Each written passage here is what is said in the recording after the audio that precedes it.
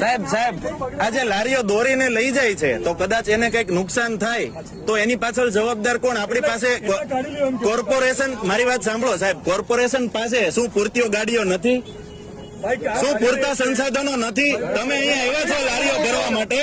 નહીં, શાંતિ રાખો, નહીં, શાંતિ રાખો, શાંતિ રાખો. તો શું પૂરતા સંસાધનો નથી સાહેબ? મને વાત કરો ને, હાથ નહીં, વ્યવસ્થિત વાત.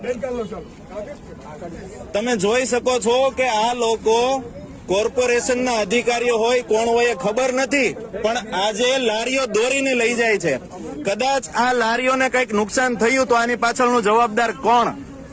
આ વાત ખાસ એક ધ્યાનમાં રહે. અને બીજી વાત કે આજે કોર્પોરેશન પાસે પૂરતા સંસાધનો નથી અને જયારે કોઈ નાનો માણસ ધંધો કરી રહ્યો હોય, જેમ આતંકવાદી હોય એવી રીતે આ લોકોની લારીઓ ઉપાડીને લઈ જઈ રહ્યા છે.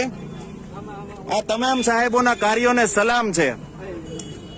આવી જ રીતે ભાજપને ખોબલે ને ખોબલે મત આપજો. જય હિન્દ, જય ભારત, જય જય ગરવી ગુજરાત.